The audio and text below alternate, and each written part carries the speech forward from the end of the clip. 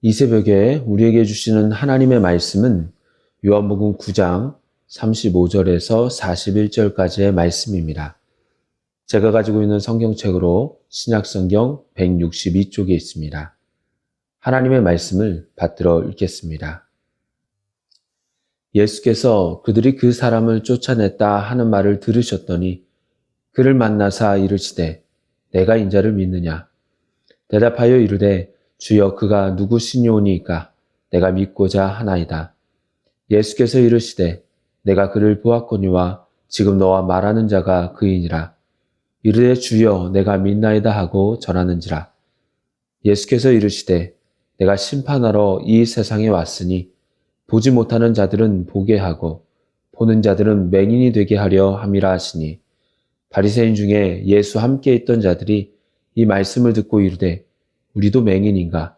예수께서 이르시되 너희가 맹인이 되었더라면 죄가 없으려니와 본다고 하니 너희 죄가 그대로 있느니라. 아멘. 이 시간에는 두 번째 만남이라는 제목으로 말씀을 나누도록 하겠습니다. 오늘 말씀은 예수님께서 한 사람을 찾아오시는 것으로 시작이 됩니다. 지난주 토요일부터 이어지는 말씀인데요. 예수님께서 안식일에 날 때부터 맹인된 사람을 고쳐주시자 본래부터 맹인을 알던 사람들 사이에 소문이 퍼집니다. 수십 년간 맹인을 지켜보았던 동네 사람들 입장에서는 굉장히 신기합니다. 지금처럼 선글라스를 끼던 것도 아니었고 분명히 눈에 이상이 있어서 맹인이 된 것을 보았는데 정상적인 눈을 가지고 지나가니까 그들은 이렇게 물어봅니다. 누가 고쳐주었느냐? 어떻게 고침받았느냐?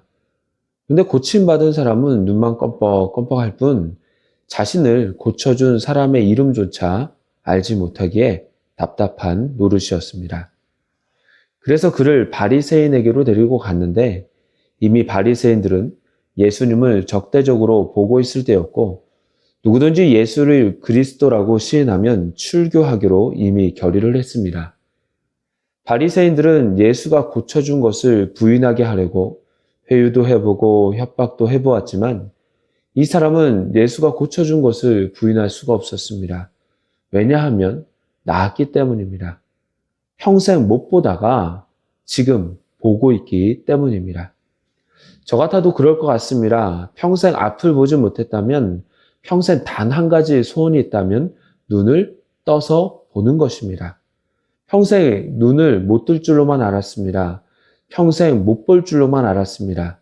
그런데 누군가가 눈을 뜨게 해주었고 보게 해주었습니다. 그런데 사람들은 그 사람이 가짜라고 의사 면허도 없는 사람이라고 잘못된 사람이라고 욕하면서 고쳐준 일을 부정하라고 합니다. 아무리 그렇다고 해서 고쳐준 일을 욕할 수 있겠습니까? 부정할 수 있겠습니까? 없습니다.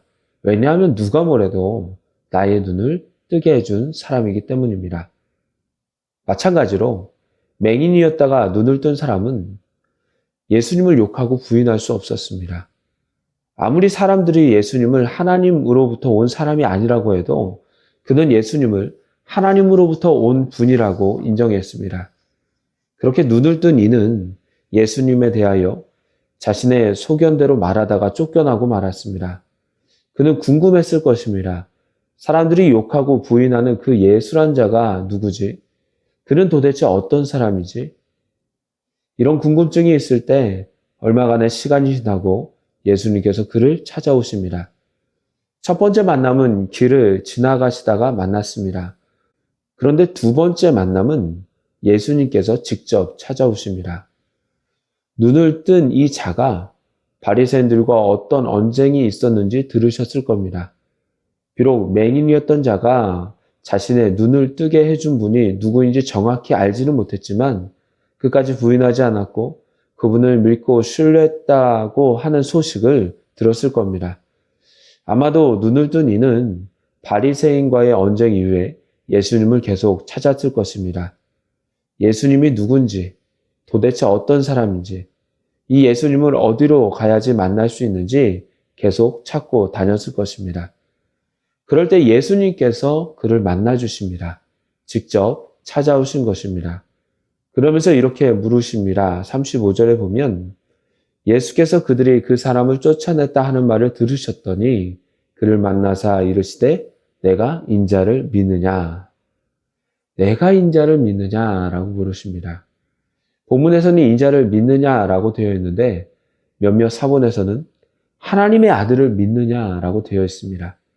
그러면 우리가 생각할 때는 인자라는 표현보다는 예수님을 소개할 때 하나님의 아들이라는 표현이 좀 더 명확한 표현 같아서 하나님의 아들로 쓰고 싶지만 요한복음에서 인자는 보통 하나님을 계시하는 분, 하나님을 나타내는 분이라는 의미로 쓰여졌기 때문에 이 질문을 이렇게 바꿀 수가 있습니다.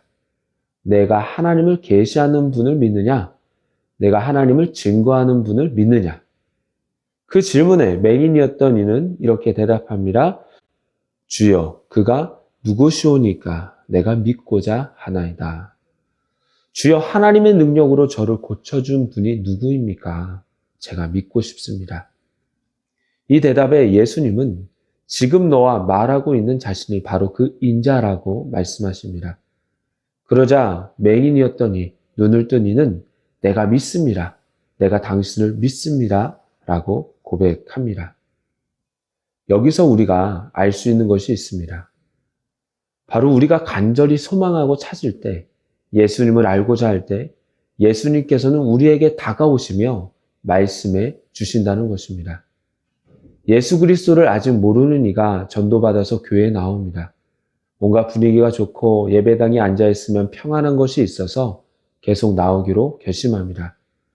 그럼 교회에 나오면서부터 예수님을 알고 나옵니까? 모르고 나옵니까? 사실 아직 예수님을 잘 모릅니다. 아직 구원받은 상태도 아닙니다.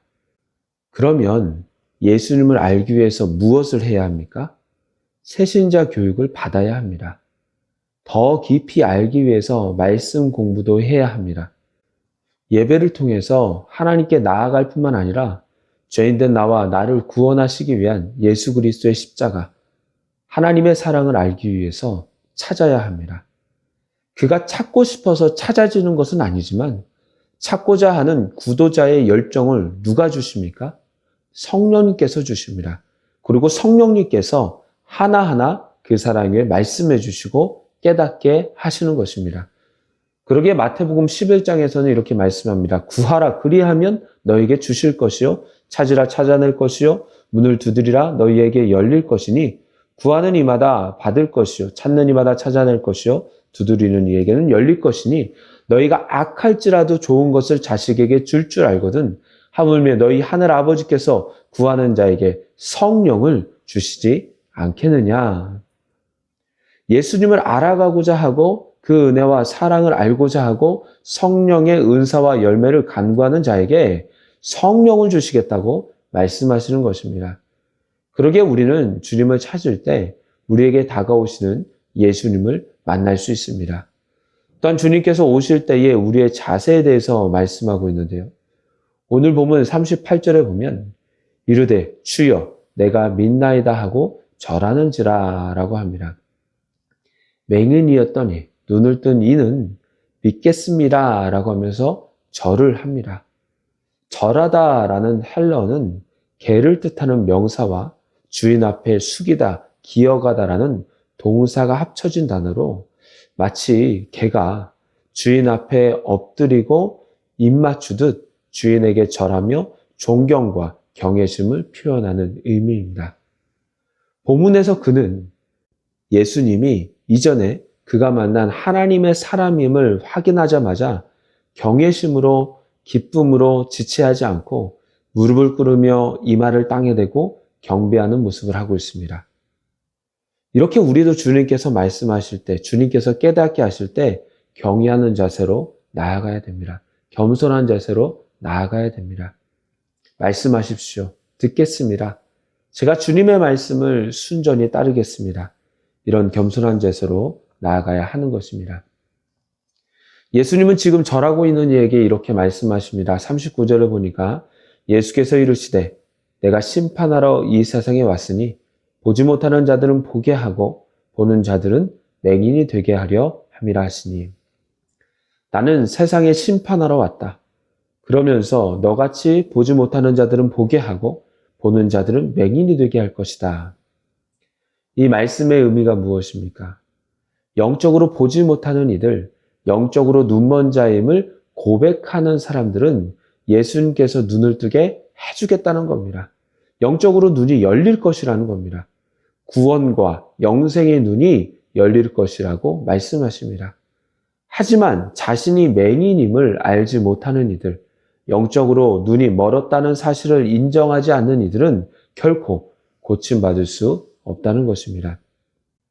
마치 세리와 죄인들과 함께 하면서 그들과 식사 자리를 하시는 예수님을 바리새인들이 비판할 때 건강한 자에게는 의사가 쓸데없고 병든 자에게래야 쓸데있다. 내가 의인을 부르러 온 것이 아니요 죄인을 불러 회개시키러 왔노라 라는 말과 같습니다. 자신이 죄인임을 영적으로 무지함을 고백하는 이에게 겸손한 이에게 영생을 주신다는 것입니다. 하지만 이 말을 주변에 있던 바리새인 중에 몇 명은 이해하지 못했습니다. 오히려 나는 눈을 떴는데 우리도 맹인인가? 라고 하면서 예수님의 말씀을 거부하고 있습니다. 이제 말씀을 맺도록 하겠습니다. 맹인에게 있어서 첫 번째 만남과 두 번째 만남은 모두 하나님의 은혜였습니다. 첫 번째 만남에서 육신의 눈이 떠졌다면 두 번째 만남에서는 영적인 눈이 떠짐으로 인해서 예수님을 온전히 믿을 수 있었습니다. 사랑하는 여러분, 여러분에게는 예수님과의 두 번째 만남, 그리고 연속된 만남이 있으십니까? 항상 주님께로 나아오십시오. 항상 주님을 붙잡으십시오. 항상 끼어서 주님과 동행하면서 매일매일 주님과의 만남 속에, 교제 속에 거하는 저와 여러분이 되기를 소망합니다. 기도하겠습니다. 주님, 이 시간도 저희들 주님의 말씀을 들으며 깨닫고 알게 하시니 참으로 감사를 드립니다. 영적으로 무지했던 바리새인은 예수님의 말씀을 전혀 이해하지 못했습니다. 그저 육신의 눈이 떠졌다는 것에 자신은 맹인이 아니라고 말하기만 했습니다. 하나님, 이런 어리석은 자들이 되지 않게 하시고 늘 겸손함으로 영적으로 끼어있기를 소망하며 주님께로 온전히 향할 수 있는 저희들의 삶이 될 수 있도록 이끌어 주시옵소서. 매일매일 주님과 함께하며 매일매일 주님과 교제하며 매일매일 주님의 말씀을 듣기를 소망하고 단 그 음성 들으며 순종하며 나아갈 수 있는 저희들 되게 하여 주시옵소서. 모든 말씀 예수 그리스도의 이름으로 기도드립니다. 아멘.